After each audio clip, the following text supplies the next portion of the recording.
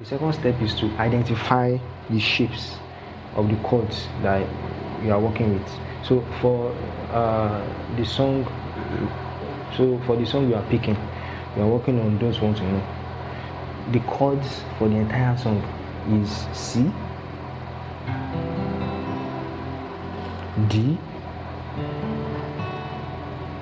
and E minor. That's the entire song. Like, I don't know, it's taking you home, loving you so. The way I used to love you, no, don't wanna no, it's taking you home, loving you so. The way I used to love you, no, don't wanna and so on and so forth. So, we want to work on the changes now. Hi. My name is AY from AY Sam Guitar TV. Now, have you ever just wanted to vent about how frustrating the learning curve is when it comes to changing chords on your guitar? You know, you've been wondering for a while, like, when are you going to be able to change chords smoothly and seamlessly on your instrument? And it's not like you have not been putting in the work. You have been practicing day in and day out. And no matter how much practice you do, your fingers never seem to fall on the right place. And anytime you need to make your chord changes, you end up stopping and make a conscious effort in order to make those changes happen. If this is you, well, I have good news for you, because that is what this video is all about. I'll be walking you through the process on how you can change your chords smoothly, aka how to triumph over all your chord transitioning troubles. If you are ready, let's get started. Now, in order to change your chords smoothly or faster, I have a 3-step process for you. And the very first process is that whatever chord changes you want to master or you want to work on, you must make sure that you put it in the context of a song. Now, I've taken courses by master guitar players like Frank Vinola and Vinny Raniolo, and they say it all the time in their courses and even in interviews that they do. And you see other guitarists, talking about the same thing. They always mention one thing most of the time. They always say, put whatever it is you are learning in the context of a song, right? Anything that you're working on and you cannot put it in the context of a song, don't work on it. So these chord changes that you want to work on, any chord change you want to work on, make sure you put it in the context of a song. So for this video, we are going to be using the song by Maroon 5 titled Don't Want to Know. So the song is a very simple song. It's just a 3-chord song. So you are assuming now that you want to work on the chord changes for that song. Now, that is the first step. Whatever chord change you want to work on, make sure you put it in the context of a song. Next, we move to the second step. The second step is to identify the shapes of the chords that you are working with. So for the song you are picking, you are working on Don't Want to Know. The chords for the entire song is C, D, and E minor. That's the entire song. Like, I don't know, it's taking you home, loving you so. The way I used to love you, no, don't wanna no, it's taking you home, loving you so. The way I used to love you, no, don't wanna and so on and so forth. So we want to work on the changes now. The first chord is the C chord. So this is the second step. You need to understand what is happening with each chord in terms of the shape.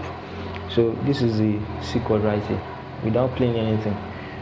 If you look at what is happening here now, you will notice that we are using 3 of our fingers to play the chord, which is this finger, and this finger.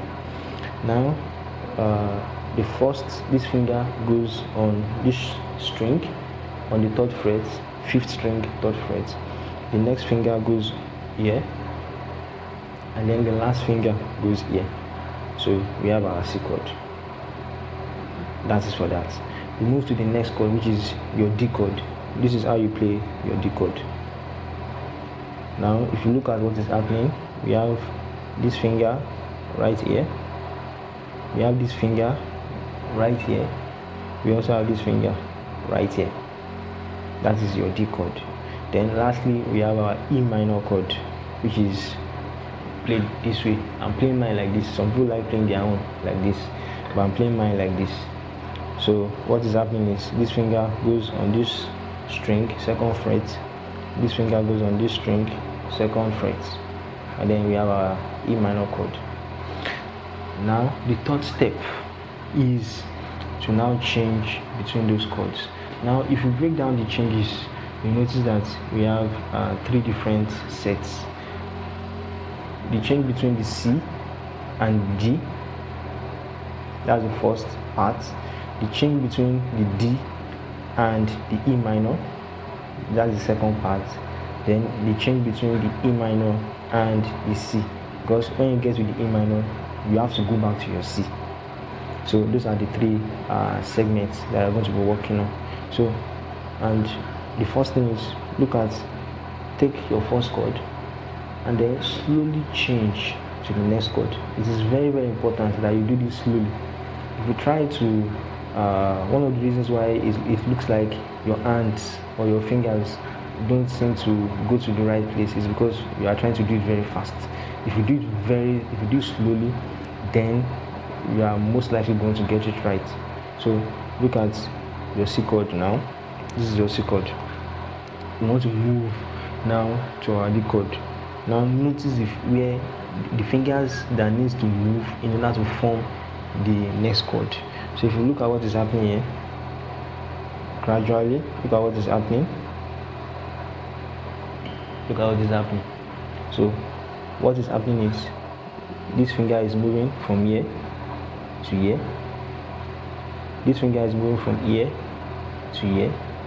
This finger is moving from here to here. So look at the way I'm going to transition it again. This is how you learn how to change between chords slowly, without even playing. We are starting with our C. Now look at the way my fingers are moving in order to go to the next chord. Again, back, then move to the next chord. Nice and slow. Nice and slow. Again, back,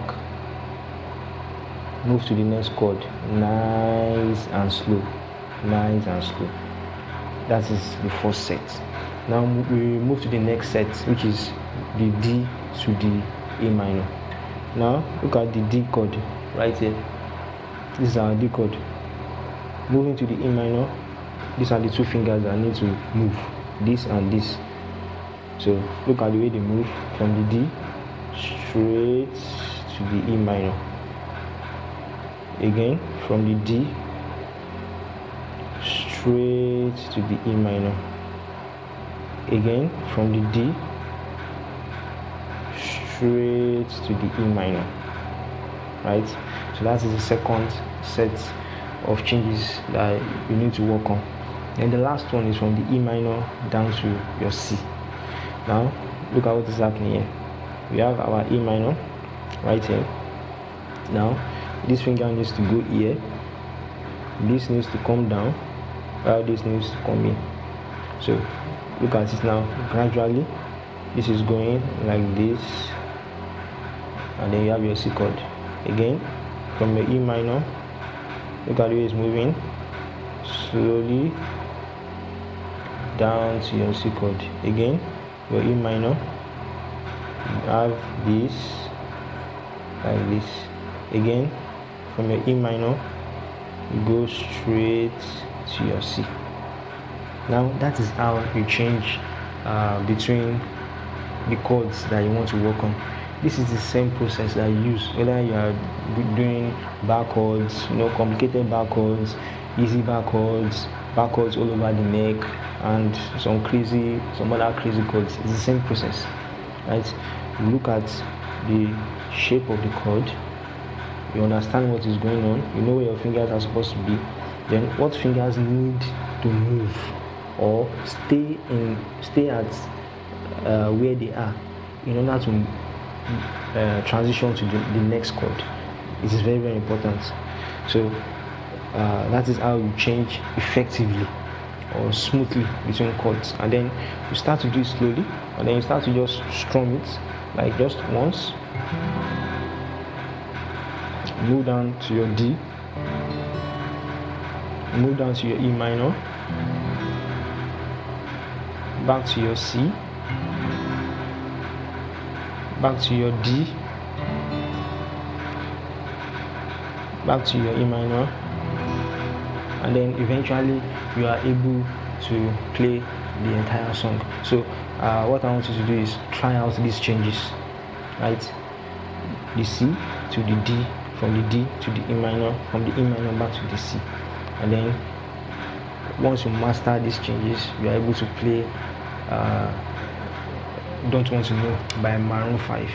Now, the reason why it is important to put these chord changes in the context of a song is because once you put your chord changes in the context of a song, you actually want to learn those changes because you know you want to play the song, right? It is very, very important, because if you are just learning chords for learning sake, eventually you get to the point where you are like, what is the point?